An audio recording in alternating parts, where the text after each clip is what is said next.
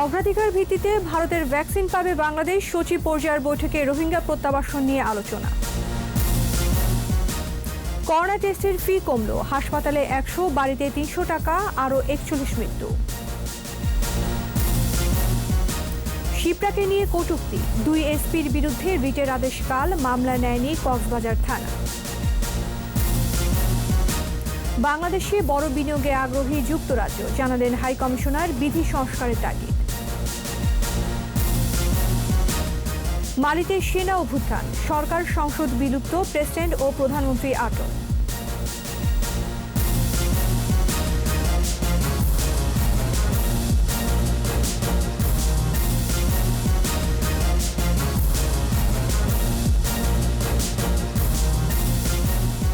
শুনছিলেন first security ইসলামী bank limited সংবাদ শিরোনাম। আমন্ত্রণ জানাচ্ছি রাত 11টার 21 সংবাদে। সাথে আছি আমি আশা সাবেরা। দর্শক, 21 টেলিভিশনের সংবাদ একই সাথে সরাসরি দেখতে পাবেন আমাদের ফেসবুক পেজ www.facebook.com/2124 অনলাইনে।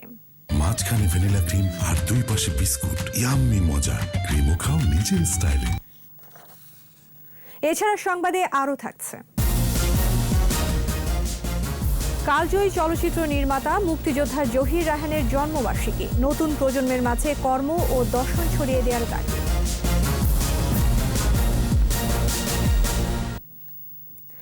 ভারতে করোনা ভ্যাকসিন তৈরি হলে বাংলাদেশ অগ্রাধিকার ভিত্তিতে পাবে বলে জানিয়েছেন দেশটির পররাষ্ট্র সচিব হর্ষবর্ধন শ্রিংলা। সচিব পর্যায়ের বৈঠকের পর বাংলাদেশের পররাষ্ট্র সচিব মাসুদ বিন মোমেন বলেন, বৈঠকে কোভিড পরবর্তী সম্পর্ক উন্নয়ন, রোহিঙ্গা প্রত্যাবাসন, বিমান চলাচল স্বাভাবিক করা ও সীমান্ত হত্যা বন্ধ সহ বিভিন্ন বিষয়ে আলোচনা হয়েছে। বৈঠকে পারস্পরিক সম্পর্ক আরও বেগবান করতে সম্মত হয়েছে দুই দেশ। ইবনে নুর শাওনের রিপোর্ট।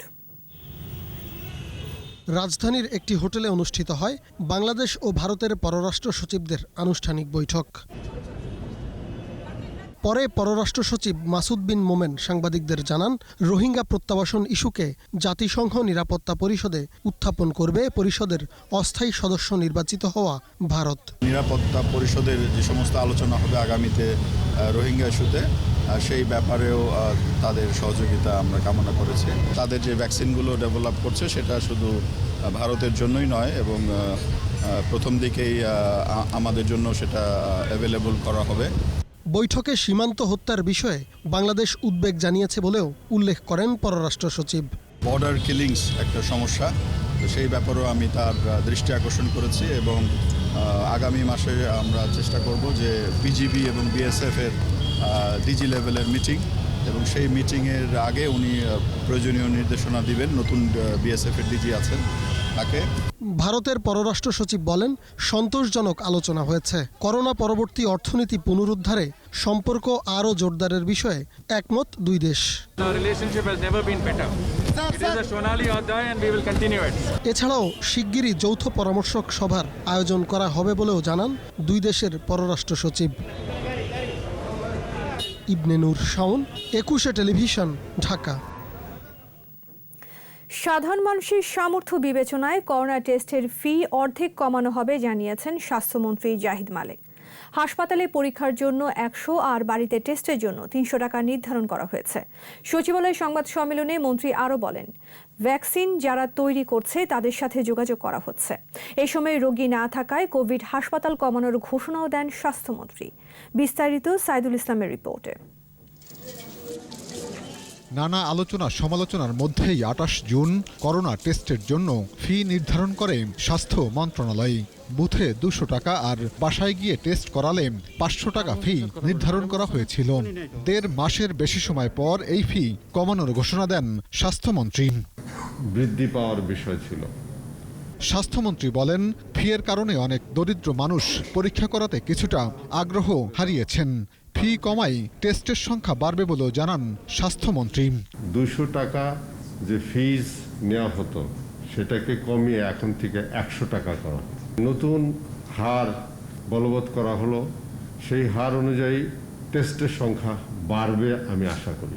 করোনা হাসপাতালে রোগী কম থাকা একই সাথে সাধারণ রোগীর চাপ বাড়ায় কোভিড হাসপাতাল কমানো হবে বলেও জানান স্বাস্থ্যমন্ত্রী।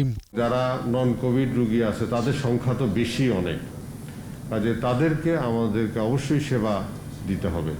আমরা কোন টেস্টটা করব, অ্যান্টিজেন টেস্টটা করব না অ্যান্টিবডি টেস্টটা করব, যেটা আমাদের জন্য ভালো হবে সেটার দিকে আমরা যাব। ভ্যাকসিন যারা উৎপাদন করছেন তাদের সাথে যোগাযোগ আছে উল্লেখ করে স্বাস্থ্যমন্ত্রী বলেন যথাসময়ে ভ্যাকসিন আনা হবে। যারা ভ্যাকসিন ম্যানুফ্যাকচারার আছে তাদের সাথে যোগাযোগে আছি। সাইদুল ইসলাম, 21 টেলিভিশন, ঢাকা। এদিকে কোভিড-19 দেশে আরও 41 জনের মৃত্যু হয়েছে।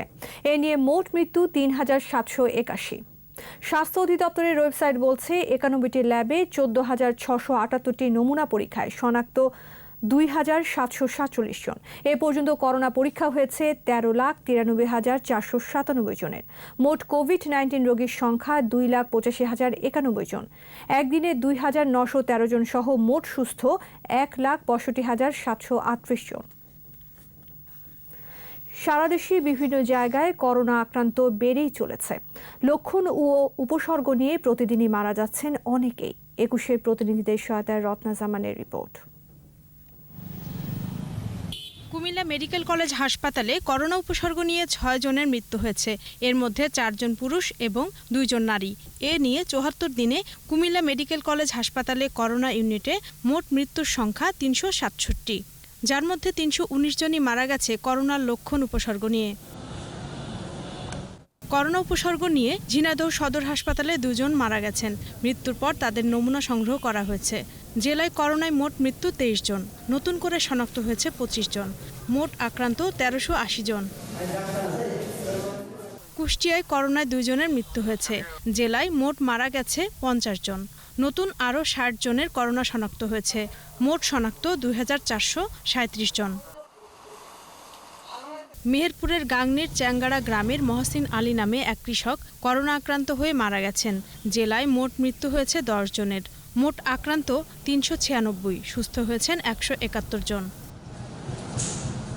ঠাকুরগাঁয়ে করোনায় আরও একজনের মৃত্যু হয়েছে। এ নিয়ে জেলায় মোট মৃত্যুর সংখ্যা দাঁড়িয়েছে ১২ জনে। এছাড়া নতুন করে ৩৪ জন করোনায় আক্রান্ত বলে শনাক্ত হয়েছেন। রত্না জামান, ২১ টেলিভিশন।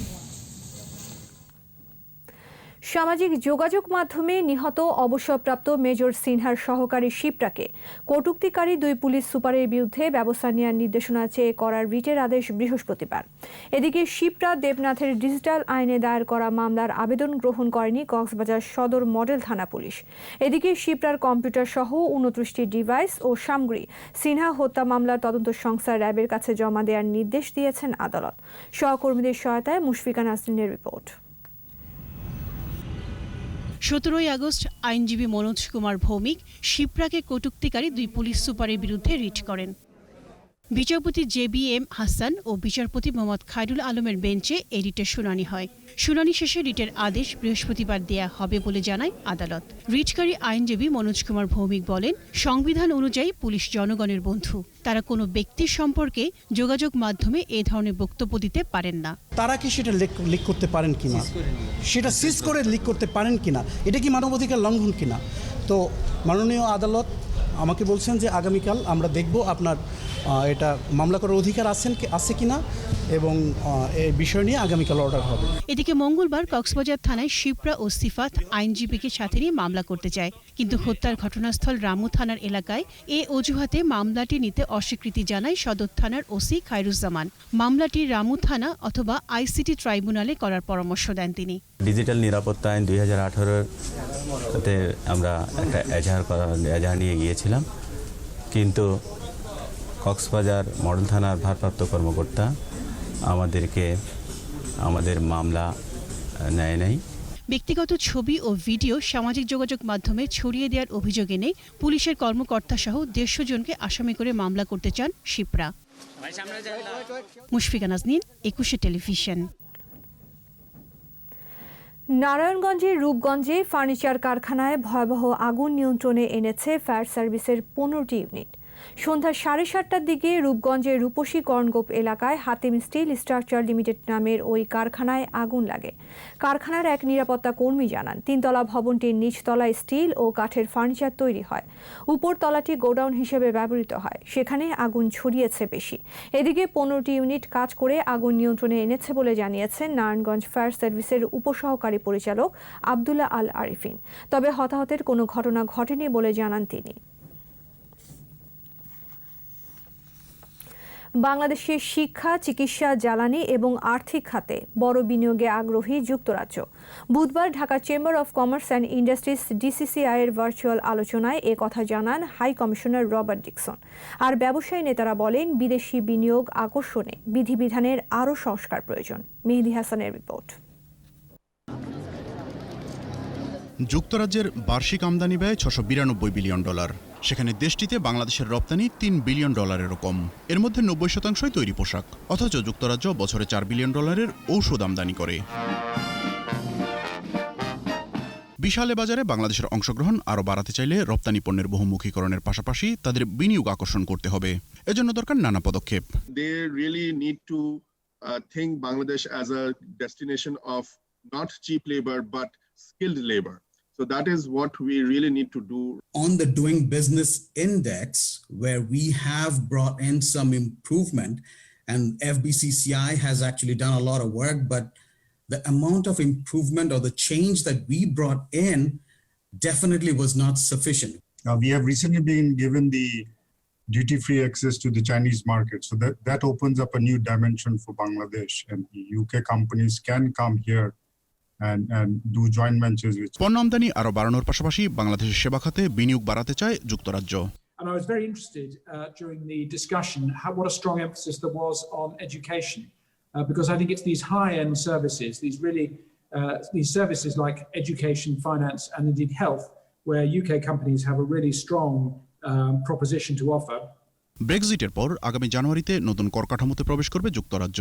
পরবর্তী পরিস্থিতিতে সেখানে শুল্কমুক্ত প্রবেশাধিকার ধরে রাখা সহ বিনিয়োগ ও বাণিজ্য বাড়াতে যৌথ কমিশন গঠনের কথা জানিয়েছেন পররাষ্ট্র প্রতিমন্ত্রী। Bangladesh and UK we need to intensify and broaden the trade and investment agenda in our ongoing strategic dialogue, the framework that we have. We should consider creation of a BD-UK joint commission. যুক্তরাজ্য এখনও বাংলাদেশের তৃতীয় শীর্ষ রপ্তানি গন্তব্য। মেহেদী Hasan, 21 television, Dhaka. Awami লীগের সাধারণ সম্পাদক ওবায়দুল কাদের বলেছেন, জিয়াউর রহমান ইতিহাসের ফুটনোট, আর ফুটনোট কখনো ইতিহাসের নায়ক হতে পারে না। সরকারি বাসভবন থেকে বরিশাল সড়ক জোন ও সংশ্লিষ্টদের সঙ্গে ভিডিও কনফারেন্সে যুক্ত হয়ে তিনি এসব মন্তব্য করেন। সত্য কথা বললে ছোট করা হয় না। খুনি আর খুনের মদতদাতা, প্রশ্রয়দাতা, বেনিফিশিয়ারি সমান অপরাধী। সত্য কথা শুনতে আপনাদের এত গাত্রদাহ কেন? স্বাধীনতার ঘোষণার পাঠক স্বাধীনতার ঘোষক হতে পারে না। এদিকে তথ্যমন্ত্রী ডক্টর হাসান মাহমুদ বলেছেন, জাতির পিতা বঙ্গবন্ধু শেখ মুজিবুর রহমান হত্যাকাণ্ডের প্রধান কুশীলব জিয়াউর রহমান। সচিবালয়ে অভিনয় শিল্পী সংঘের সাথে মতবিনিময় শেষে মন্ত্রী বলেন, জিয়াউর রহমান যে জাতির পিতা হত্যাকাণ্ডের অন্যতম কুশীলব তা তার পরবর্তী কার্যকলাপে প্রমাণিত হয়েছে। এ সময় আকাশ সংস্কৃতির এই যুগে অভিনয় শিল্পীদের দেশীয় সংস্কৃতি বেশি বেশি চর্চার আহ্বান জানান তথ্যমন্ত্রী। জিয়াউর রহমান ক্ষমতায় আসার পর বঙ্গবন্ধু হত্যাকারীদের তিনি পুরস্কৃত করে বিদেশি মিশনে চাকরি দিয়েছিলেন।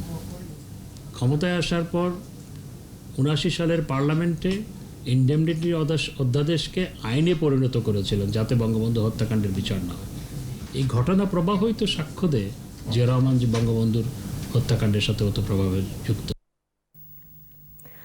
ভারতের পররাষ্ট্র সচিবের ঢাকা সফরে কি আলোচনা হয়েছে এবং সরকারের অবস্থান কি তা জাতির কাছে পরিষ্কার করার আহ্বান জানিয়েছেন বিএনপির স্থায়ী কমিটির সদস্য নজরুল ইসলাম খান। জিয়াউর রহমানের সমাধিতে স্বেচ্ছাসেবক দলের নেতাকর্মীদের নিয়ে শ্রদ্ধা নিবেদন শেষে তিনি বলেন, পররাষ্ট্র নীতির ক্ষেত্রে কোনো অবস্থাতেই যেন দেশের স্বার্থ জলাঞ্জলি দেওয়া না হয়। জনগণ আশা করে সরকার প্রতিবেশী দেশগুলোর সঙ্গে বন্ধুত্বপূর্ণ সম্পর্ক বজায় রাখবে। এটা সরকারের দায়িত্ব যে তাদের কি আলোচনা হলো এবং সেই আলোচনায় সরকারের অবস্থান কী ছিল সেটা জনগণের কাছে বর্ণনা করা, দেশের স্বার্থ সুরক্ষা করা। তার ভারতীয় পররাষ্ট্র সচিবের এই সফরের মধ্য দিয়ে আমাদের দেশের স্বার্থ কোনোভাবেই ক্ষুণ্ণ হবে না, এই দৃঢ় বিশ্বাস নিয়ে আমরা আশা করতে চাই যে এই সফর যেমন পত্রিকায় এসেছে এটা একটা অনানুষ্ঠানিকতা, এটা ওইভাবেই যেন থাকে।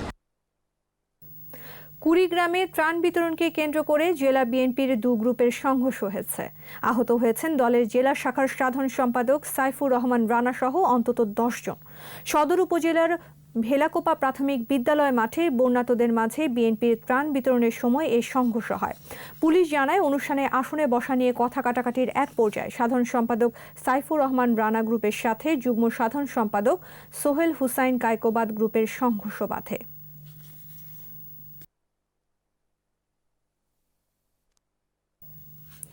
রিজেন্ট হাসপাতালের চেয়ারম্যান শাহিদ করিমের বিরুদ্ধে অস্ত্র আইনের মামলায় অভিযোগ গঠনের শুনানি 27 আগস্ট। ঢাকার স্পেশাল ট্রাইব্যুনালের বিচারক KM ইমরুল কায়েস এদিন ধার্য করেন। গেল 18 জুলাই রাজধানীর উত্তরা পশ্চিম থানা এলাকায় শাহিদের অফিস থেকে অস্ত্র উদ্ধার করে পুলিশ। পরে 30 জুলাই অস্ত্র নিয়ন্ত্রণ আইনে শাহিদের বিরুদ্ধে অভিযোগপত্র দেওয়া হয়। মামলায় শাহিদের আইনজীবী জামিন আবেদন করলে আদালত তা নাকচ করে দেন।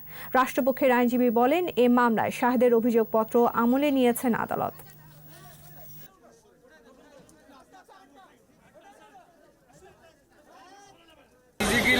তার থেকে উদ্ধার হয় নাই অস্ত্রগুলি, তাই এই পরিস্থিতির শিকার, সে ইনোসেন্ট, তার জামিন চাচ্ছি। রিজেন্ট হাসপাতালের শাহেদ তার গাড়ি থেকে একটি পিস্তল, গুলি সহ একটি পিস্তল উদ্ধার হয়েছিল এবং সেটা আমরা রাষ্ট্রপতিকে বলার পরে তার জামিন নামঞ্জুর হয়েছে এবং আগামী 27-8 তারিখে অভিযোগ গঠনের জন্য দিন ধার্য করা হয়েছে। অর্থবছরের প্রথম মাসে দেশের রফতানি আয় প্রত্যাশার চেয়েও বেশি।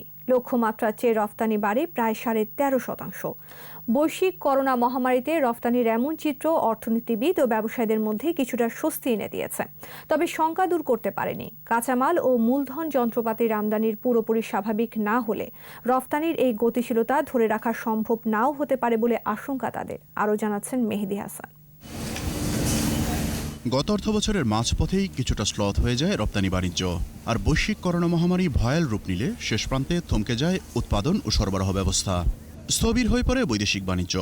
ফলে গেল অর্থবছর শেষে রপ্তানি আয় 16.93% কমে নেমে আসে 33.67 বিলিয়ন মার্কিন ডলারে। এমন পরিস্থিতিতে করোনা সংকটে তো বটেই, করোনা পরবর্তী রপ্তানি বাণিজ্য ঘুরে দাঁড়াতেও বেশ সময় নেবে। দেশি বিদেশি সংস্থা ও অর্থনীতিবিদদের পূর্বাভাস এমনটাই ছিল। সব পূর্বাভাসকে আপাতত দূরে ঠেলে গত জুলাই মাসে বাংলাদেশের রপ্তানি আয় উন্নীত হয় 3.91 বিলিয়ন ডলারে। অর্থবছরের প্রথম মাসের লক্ষ্যমাত্রার চেয়ে 13.93% বেশি। এতে কিছুটা স্বস্তি ফেরে রপ্তানিকারকদের মাঝে। রপ্তানি খাত ঘুরে দাঁড়াতে শুরু করেছে, রেডিমেড গার্মেন্টসের অনেক অর্ডার আসছে এবং জুলাই মাসে যে রপ্তানি প্রসিডস এসছে সেটা গত বছরের জুলাই মাসের থেকেও বেশি, যখন স্বাভাবিক অবস্থা ছিল। তো এই দিক থেকে আমরা আশার আলো দেখছি। তবে কাঁচামাল ও মূলধনী যন্ত্রাংশের আমদানি ও বিদেশি কার্যাদেশ পরিস্থিতি স্বাভাবিক না হলে রপ্তানির এই গতি টেকসই না হওয়ার শঙ্কাও থাকছে। আমদানিটাও কিন্তু তেমন খুব বেশি হয়নি, কারণ যে কার্যাদেশ যেহেতু নেই, আমদানিটাও তেমন নেই। জুলাইতে যেটা হয়েছে সেটার র মেটেরিয়ালস কিন্তু আগে আমাদের কাছে প্রকিউর করা ছিল, যার ফলে আমাদের নতুন করে আমদানি করতে হয়নি। এই পরিস্থিতিতে আমরা আগামী দিনগুলিতে আমদানি এবং রপ্তানির যে অতীতে যেভাবে হয়েছে সেই গতিধারা আগামী 6 মাসেও ফিরে আসবে বলে আমরা মনে করছি না। এদিকে অর্থনীতিবিদরা বলছেন, ক্রেতা দেশগুলোতে লকডাউন শিথিল হওয়ায় জুলাইয়ে আটকে থাকা পণ্যের চালান গেছে গন্তব্যে। এর প্রভাব পড়েছে রপ্তানি বাণিজ্যে। রপ্তানির অবস্থাটি ইতিবাচক, আশাব্যঞ্জক, তবে এটাও ঠিক আমাদের টার্গেটের থেকে জুলাই মাসে যে রপ্তানি বেশি হয়েছে সেখানে নিটওয়্যারের ভূমিকা থাকলেও আমাদের অন্যান্য আরো বিভিন্ন পণ্যের দিকে নজর দিতে হবে। করোনা মহামারীর বৈশ্বিক পরিস্থিতি উন্নতির উপর বিশ্ব বাণিজ্যের গতিশীলতা অনেকটাই নির্ভর করছে। পণ্যের সরবরাহ ব্যবস্থা স্বাভাবিক হলে বাংলাদেশের আমদানি রপ্তানি বাণিজ্য গতি পাবে বলে মত সংশ্লিষ্টদের। মেহেদি হাসান, 21 টেলিভিশন, ঢাকা। পদ্মা, যমুনা, আড়িয়াল খাঁ সহ বেশ কয়েকটি নদ নদীর পানি আবারও বেড়েছে। দীর্ঘদিন পানিবন্দী থাকায় ও নদী ভাঙনে দুর্ভোগ বেড়েছে বানভাসীদের। সিরাজগঞ্জে যমুনায় আবারও পানি বেড়েছে। নতুন করে শাহজাদপুর, উল্লাপাড়ায় 15টি গ্রাম বন্যা কবলিত হয়েছে। মাদারীপুরে আড়িয়াল খাঁ নদে আবার পানি বেড়েছে, তবে স্থিতিশীল রয়েছে পদ্মার পানি। অনেক স্থান থেকে বন্যার পানি নেমে যাওয়ায় ঘরে ফিরেছে দুর্গতরা, তবে বিশুদ্ধ পানি ও খাবারের অভাব দেখা দিয়েছে। এদিকে জেলার 4টি উপজেলায় ভাঙন অব্যাহত রয়েছে। জেলার 39টি স্থানে ভাঙন দেখা দিয়েছে এবং 32টি স্থানে ডাম্পিং করা হয়েছে। এদিকে গাইবান্ধা সদর উপজেলা ও সুন্দরগঞ্জে তিস্তা ও ব্রহ্মপুত্র 9টি পয়েন্টে ব্যাপক ভাঙন দেখা দিয়েছে। রাজবাড়ী পদ্মা নদীর পানি পুনরায় বৃদ্ধি পাওয়ার কারণে জেলার পাংশা, কালুখালী সদর ও গোয়ালন্দ উপজেলার বিভিন্ন এলাকা পানিবন্দী হয়ে পড়েছেন হাজারো মানুষ।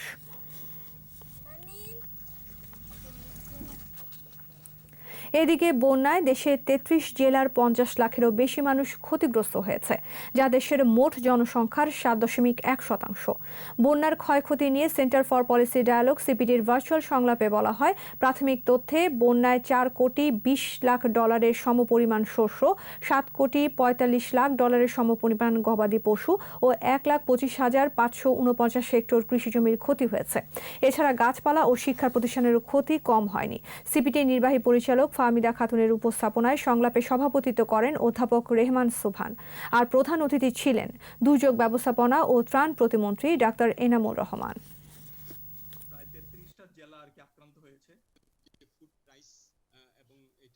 হতদরিদ্র, অতি দরিদ্র যারা, তাদের সরকার সহযোগিতা করবেন, তাদের কাছে দরিদ্রদের তালিকা আছে। প্রায় 50 লক্ষের উপরে বন্যা কবলিত হয়েছে, 33টা জেলা কবলিত হয়েছে এবং আমরা 24 জুন থেকেই বন্যার পূর্বাভাস পেয়ে কিন্তু আমরা ত্রাণ পাঠানো শুরু করি। বিরল প্রজ চলচ্চিত্র নির্মাতা মুক্তিযোদ্ধা জহির রায়হানের 85তম জন্মবার্ষিকী আজ। কাজল, কাছের দেয়াল, বেহুলা, জীবন থেকে নেয়া, আনোয়ারা, স্টপ জেনোসাইড এবং লেট দেয়ার বি লাইট সিনেমার নির্মাতা জহির রায়হানের লেখনী জুড়েও ছড়িয়েছেন অসামান্য প্রতিভার স্ফুরণ। পরিবার দাবি, নতুন প্রজন্মের মাঝে অনাবিষ্কৃত জহির রায়হানের কর্ম ও দর্শন ছড়িয়ে দেয়ার। আদিত্য মামুনের রিপোর্ট। জহির রায়হান মাত্র 17 বছর বয়সেই চিনিয়েছিলেন নিজেকে। সাম্য, সৌহার্দ্য ও সম্প্রীতির বাংলাদেশ নির্মাণের স্বপ্ন বুকে ভাষা আন্দোলনে যোগ দেন। মাত্র 36 বছর বয়সে বড় ভাই শহীদুল্লাহ কায়সারকে হানাদার পাকিস্তানিদের এদেশীয় দোসরদের হাত থেকে বাঁচাতে গিয়ে শহীদ হবার আগেই জাতিকে উপহার দিয়ে যান কালজয়ী সাহিত্যকর্ম ও চলচ্চিত্র।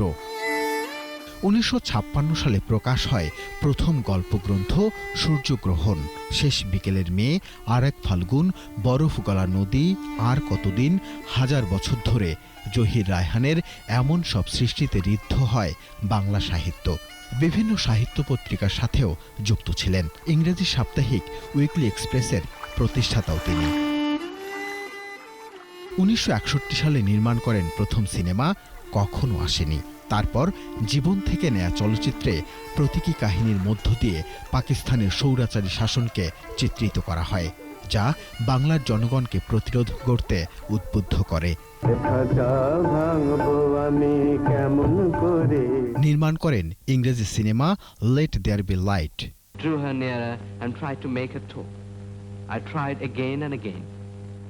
মুক্তিযুদ্ধের সময় পাকিস্তানি জান্তাদের গণহত্যার চিত্র তুলে ধরা স্টপ জেনোসাইড সারা পৃথিবীতে আলোড়ন তোলে।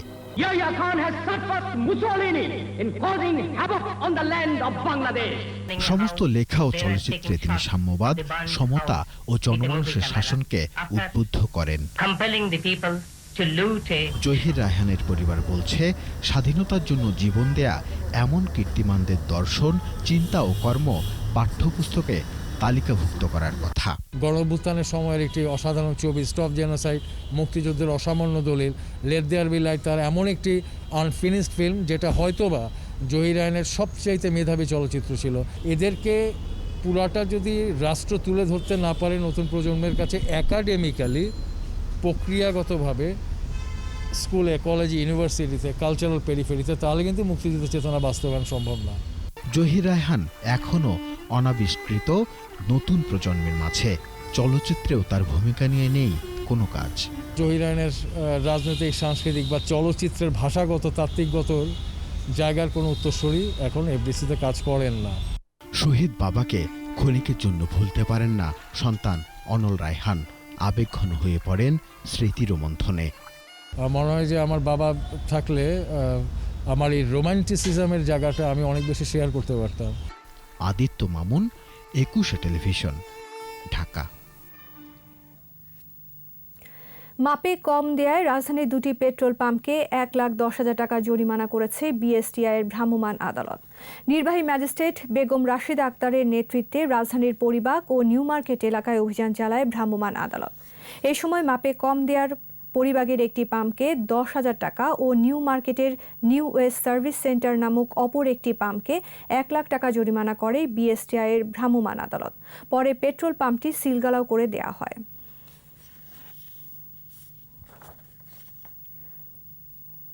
এবার সোশ্যাল ইসলামী ব্যাংক লিমিটেড বাণিজ্য সংবাদ।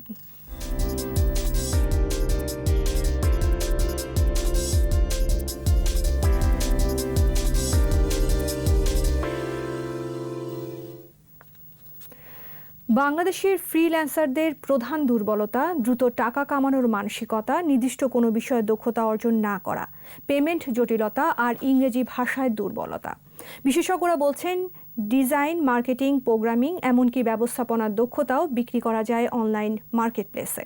আর তাই শিক্ষা প্রতিষ্ঠানের পাঠ্যসূচিতে নির্দিষ্ট দক্ষতার বিষয়টি অন্তর্ভুক্তির দাবি অনেকের। ইবনে নূর শাওনের 5 পর্বের বিশেষ প্রতিবেদনের দ্বিতীয় পর্ব।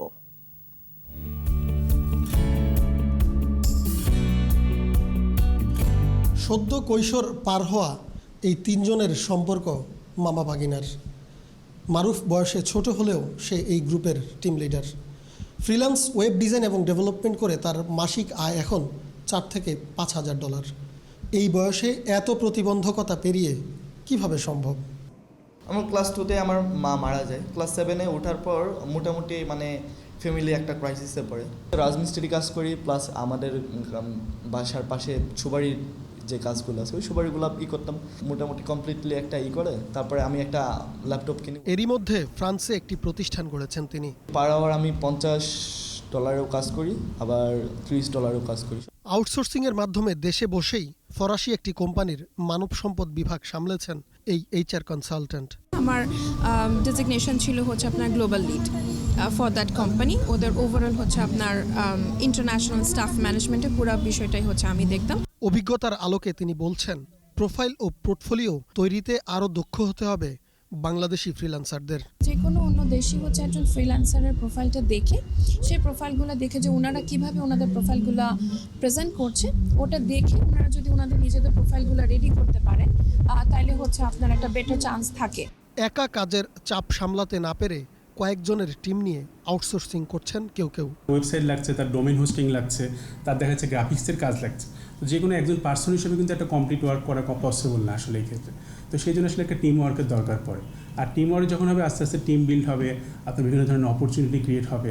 আমি দেখা যাচ্ছে ছোটো কাজ থেকে বড় কাজ নিতে পারছি। তো এইসব প্ল্যানিংয়ের উপর বেস করে আসলে আমাদের এটাকে বড় করে করা। দীর্ঘমেয়াদে টিকে থাকা আর আন্তর্জাতিক মানের উপার্জন নিশ্চিত করতে বড় প্রজেক্টের দিকে নজর দেওয়ার পরামর্শ বেসিস সভাপতির। যদি দক্ষতা আমরা বাড়িয়ে আমরা যদি আরেকটু অ্যাসেসমেন্ট, ডিসিশন মেকিং, অ্যানিমেশনের মতো কাজ, 3D অ্যানিমেশনের মতো কাজ, এই ধরনের যদি আমরা একটু হাই ভ্যালু কাজগুলো করা শুরু করতে পারি, তাহলে কিন্তু আমাদের টাকার পরিমাণ কিন্তু অনেক বেড়ে যাবে। বিভিন্ন ডেটা আর পরিসংখ্যান বলছে কোভিড-19 পরবর্তী বিশ্বে কর্মজগতের বড় অংশ দখল করবে ফ্রিল্যান্সিং আর আউটসোর্সিং। ইবনে নূর শাওন, 21 টেলিভিশন, ঢাকা। আর এরই সাথে শেষ করছি রাত 11টার 21 সংবাদ। যাবার আগে ফার্স্ট সিকিউরিটি ইসলামী ব্যাংক লিমিটেড সংবাদ শিরোনামগুলো আরও একবার। অগ্রাধিকার ভিত্তিতে ভারতের ভ্যাকসিন পাবে বাংলাদেশ, সচিব পর্যায়ের বৈঠকে রোহিঙ্গা প্রত্যাবাসন নিয়ে আলোচনা। করোনা টেস্টের ফি কমল, হাসপাতালে 100, বাড়িতে 300 টাকা, আরও 41 মৃত্যু। শিপ্রাকে নিয়ে কটূক্তি, 2 এসপির বিরুদ্ধে রিটের আদেশকাল, মামলা নেয়নি কক্সবাজার থানা।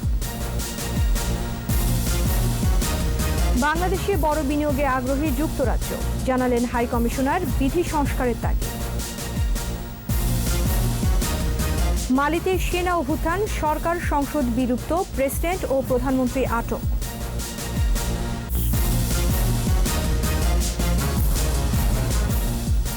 সর্বশেষ খবর জানতে ডায়াল করুন 2021 নম্বরে আর ভিজিট করুন 21tv.com এই ওয়েবসাইটে।